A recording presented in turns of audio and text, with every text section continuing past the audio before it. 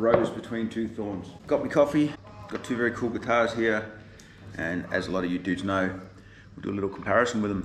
And like all my comparisons, it'll be pretty rough. It's just as he bashes the guitar. Just looking at the different things on them, what I like, what I don't. Give you guys a listen more than anything. Start with the Yamaha.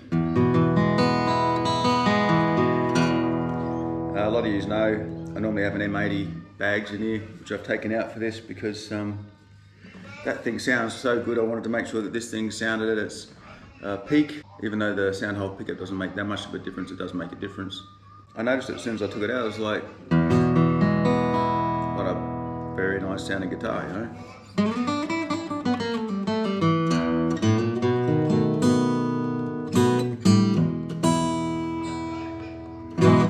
Yeah, so that was like, when I started playing again, this was sort of like one of the first big purchases, and originally I liked it because of the vintage style. That as soon as I saw it, actually, when they said going back for that 60s kind of look, it was just like, oh my God, that is such a cool looking guitar. And I mean, really, they nailed it. I've taken the scratch plate off just because I don't like that fake wood grain particularly, and it started feathering up, otherwise I probably would have left it. I did actually like the style of the guitar originally. I just like the plainness of it, the black and white kind of binding, and rather than white binding, just the simpleness of it and the colors, it's beautiful. And I still love it. Originally it was satin. It seems to be getting glossier as it goes on. It's a couple of years old now. Not sure I like it as much glossy. I don't know why it's gone glossy. It's had a fair bit of use. Aside from that, it's been rock solid, plays beautiful still. Nothing but impressed with it. You may have noticed I put different machine heads on it. That was just a recent addition.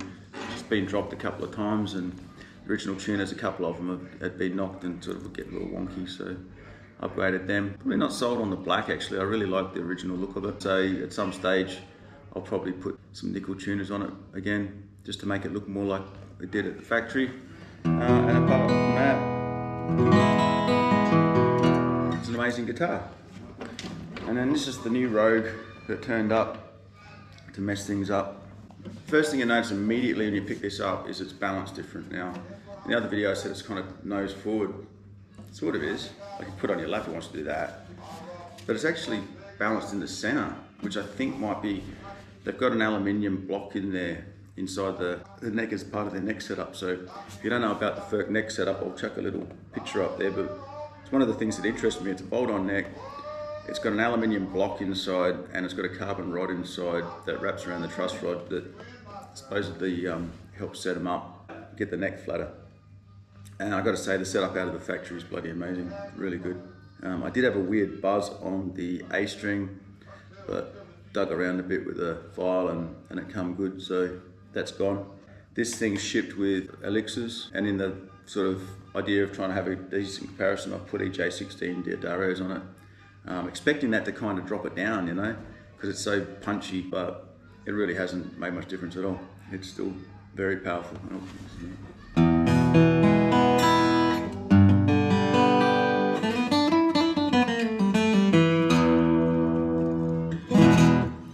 So immediately, straight off the bat, there's a few things you notice, like the weird weight distribution. If this was your main guitar, you wouldn't notice it, but when you pick up one guitar and you pick up this guitar, it does, yeah, it feels different. I wouldn't even say it feels bad, it just feels different. It just feels different in your hand. I love the neck on this one. You know, I'm wrong, I love the neck on that one. One thing someone told me early on with the Yam was that even though it's a 1 3/4 nut, that they said compared to their Martin, it felt narrow. And at the time I thought, well, I can't see why it would. It's, you know, it's definitely 1 3/4. But I measured it the other day, and because it feels narrow compared to this. And what it is 44 mil, so 1 3/4 width. It's actually got quite a narrow string spacing. If you measure the string spacing compared to like my Guild's 1 3/4, and this is actually a little bit bigger, the string spacing is just marginally wider, just tiny bit wider.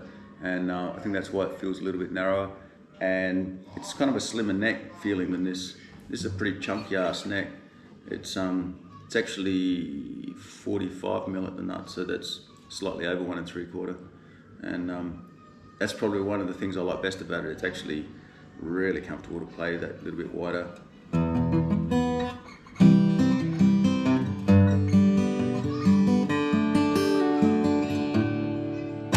neither of them have got anything that I dislike, you know what I mean? This one, the styling of it, I was buying down to a budget. It was a ripper price for the level of guitar, and so I'm not 100% sold on the styling of it. I love the styling of this one. I'm not sold on the black machine heads I put on it, but aside from that, the original styling of this guitar, I think they're just beautiful looking guitars. This has got a slightly bigger body. It's not that much bigger. I haven't measured it, but I mean, if you want a comparison, it looks bigger, it feels bigger, but if you put it, you can actually fit it in the Yamaha's case tightly. Like, you wouldn't want to do it, but it can fit if you needed to. Just a tight fit, but I mean, that shows you that they are really in the ballpark size-wise. Sound-wise, this thing's massive. I have no idea what it is about it, but it might be, I know they got a process where they voice the tops, and it may just be as simple as that, because it's a huge sounding guitar, you know, and this is a bloody amazing sounding guitar as well. And yeah, in comparison, it's up there, but it's not as punchy. It's not a bad thing either. I mean, you've got different tops on them. They're all both mahogany. It's got a cedar top. I think this one's spruce. Not 100% sure.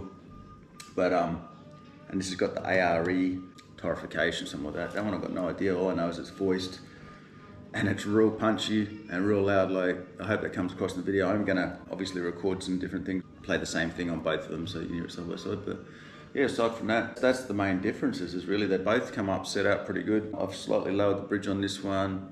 I've messed with the nut on that one. Slightly tightened the neck on this one, I reckon.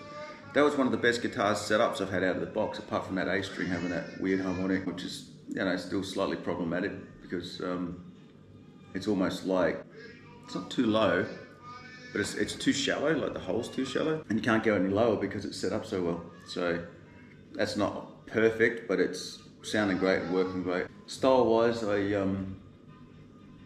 don't like those style machinists, but again, like I said, because it was so much guitar at such a cheap price, I sort of thought, oh, I can put some more vintage style things on it or something at some stage, and that's what I would like to do. I'm not sure exactly how I'm going to do that, but I play blues, so I want it to look more bluesy, you know, not so modern. I mean, originally these black machine heads, I was thinking would go on there and it'd look alright, but the more I've sort of looked at it now that I've got it, I like the idea of some sort of open gear, nickel, vintage looking tuners.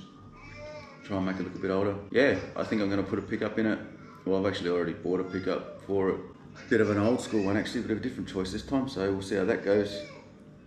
I kind of loathe putting the pickup in it, same with this one, because you lose your nice guitars sitting on your lap a bit, you know, they get heavier and they don't sound quite as good. And it'd be a shame to mute that a bit, but I think that's what I'm going to do, and take the Guild off the road. I've got a little Guild 00 that I've been gigging with, but that's the favourite guitar to sit around and play at home, so I think I'm going to take that off the road and use these two for gigging this year. So that's going to get a pickup and some vintage style tuners, so it looks a bit cooler. And that's about it. So yeah, we'll do some comparisons. You guys can decide for yourself what you like. I had an interesting thing the other day, and it changed my perspective a lot on these sort of things. When you check, just playing them side by side, I found this one was kind of more musical.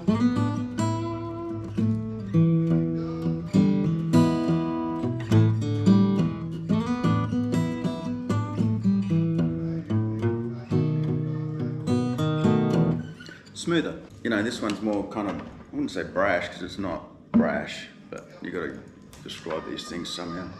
It's kind of like,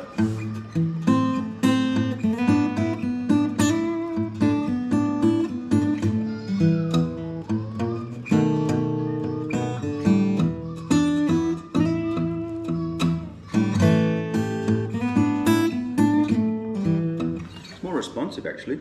It's kind of snappy and bassy and big sounding. So I mean, if you're measuring that, it wins pretty much everywhere in the sound stakes. But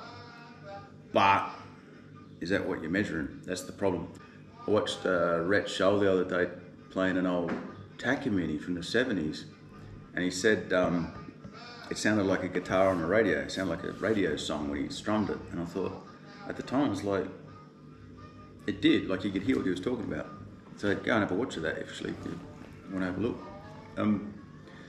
But what it got me thinking was, which one sounds more like a song on the radio? Because at the end of the day, your instrument is the servant to the song, really. It should be serving you to make good music, not sound like a good guitar. So yeah, just keep that in mind. I kind of feel like that changes the perspective a little bit. I mean, they're both tools of the trade, really. And there's a difference between collecting guitars that sound like cannons and the guitar that writes the best song, you know? So yeah, I kind of got that in my mind now, perspective-wise. And out of my guitars, the guitar that probably writes the best song is probably the little one, because it's the most fun to play and it sits on your lap nicer and all the rest of it. And I also don't like gigging it because it feels very fine and fragile. It seems a bit silly to be bashing it around, where these both feel very robust, even though they're well made and professional feeling, like amazing guitars, both of them. But this way, you can't go wrong either way, so it's not an either or decision, you know, both of them are great. And I'm lucky to have both of them. And when you compare them directly, fit and finish, all that's equal. Definitely no problem with either of them. Size and that, weight, similar. This one's balanced different, feels a bit different, feels a little bit bigger on your lap. Just minor details. But the overall quality of the guitars, both of them, they're amazing. They're similar price point. This one doesn't come with a case, so that pumps up the price a bit. But I mean, I paid $14.80 I think for this one delivered, and that one was $17.50 on sale. So they're both on sale when I got them. That one comes with a really good case. Like the Yamaha case is awesome. I really like it. Like, it's a nice looking case. It's lasted well. It's been bashed to hell in the back of my ute. It's still working fine. Nothing's really been a problem with it. And so that adds a little bit of quality to it. Also, the way it was shipped, this was shipped shit. This was crap. The difference between the Yamaha box and the Furch box, I mean, I guess if it had been damaged, they would have had to do something about it, but it just shits me, because if you send something to someone and it gets damaged or whatever, it's still that person's problem. Like, they got to fix it or whatever, but you're still without your guitar and you've still got to chase it up and you've still got to do all the legwork. The Yamaha box that it came in was solid as hell. It was packed with like foam and it was in a case. So it was like, it's just a whole different way of doing it. And the difference between the two cartons that they came in, this had a hole in the carton, it was that thin. So the carton, like, it had two foam bits at each end, and this was just sitting in the middle with a bubble wrap around it. Now, the carton itself, if you ever moved house and you know, like, there's cheap packing boxes that you can't pick up because they fall out the bottom, and then there's like heavy duty ones that you can, that's the difference between the two boxes. So even though this one shipped inside a case, it had more foam and it had a really solid carton around it, like it was designed to get here, you know, whereas this one was like, I think it was shit. I think if it had had like a soft bag or it had been in a case, different story, that packaging would have been fine. You know, it would have still fallen apart. I mean, it had a big tear and it had a hole in the back. It was crap. And I could not believe the guitar was undamaged when I opened the box, and I was like, the hole in the back of the box was like literally in the back of the body. It must have just moved it out of the way, whatever's gone through there. It looks like a forklift, you know, gone through it or something stupid. But yeah, that was disappointing, because why go to the trouble and make a really amazing guitar and then send it like you don't give a rat's, you know? And so yeah, that was one major difference, I suppose. Just keep it in mind. Anyway, I mean, I think if you buy one of these, probably order the case at the same time, or I don't know, otherwise you're kind of taking your luck. That's my opinion anyway. I was really disappointed with that. Other than that, we'll have a listen to them, see what you guys reckon. Keep in mind what I'm saying about which one actually makes the best song, you know, and what are you using it for? That's the other thing. I mean, for playing blues, is this the sound? Is that the sound? Is my little guild the sound? Is my old parlour the sound, you know? It has to be part of the equation, you know, otherwise you're just measuring shit. You know, like literally just measuring, this has got this has got that, okay, that one's better, and it's like, not necessarily the case. So yeah, keep it in mind. We'll have a listen. Alrighty, Yami first, we'll just do some basic stuff. And we'll just set this is just gonna be the GoPro mic set in front of it, and I'll keep it the same for both of them, and we'll just muck around with some stuff.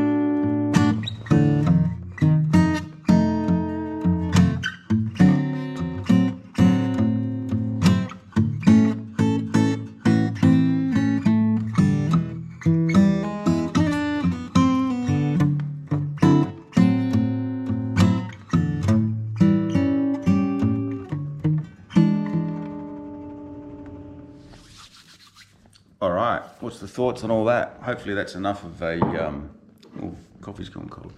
Hopefully that's a bit of enough of a listen, and I've played them similar enough that you can get a bit of an idea of the vibe of them. They're both amazing guitars, so, you know, to me there's no winner, loser. I'm lucky to own both of them. But you know, if you're looking at buying a guitar, maybe there's something you heard there that resonates more with you and what you're playing. Hopefully it comes out clear. It's only a GoPro mic, but I think, you know, the way it's set up and that, it should be pretty accurate. Like, you can't go wrong with either of them. I know that's like a fence sitting, but for me, as a gigging guitar, I'm actually thinking the Furch's going to be the one that's going to be my main guitar this year, because probably just the wider nut, the string spacing really suits me. It's a nice flat neck. I like a fatter neck like that, and as you can hear, and there's nothing wrong with the sound of it. And the Yam, I don't know what I'm doing with that. It might end up being a house guitar, who knows? Or it might end up being like the backup, or I might end up using it as the main one yet, I don't know. I've got another sound hole pickup coming, which I haven't tried before, so, you know, it's, you know what it's like. It's like pickups ruin guitars, and these are both like so good guitars. You know, I've got that USA made Guild, and these stand up next to that in most ways. They're beautiful guitars, and I highly recommend both of them, really. Just more what sounds you like, what you think's a good sound. Seems to me like they're kind of funny in some ways. Like, the Yamaha is actually nicer to strum because the string spacing's a little bit narrower. It tends to lend itself to that feel-wise, and yet sound-wise, I think the Furch sounds better strummed. It's a very big, ballsy kind of sound. Like, yeah, it's a big sound, but it can be delicate as well. I think the Yamaha can be more delicate.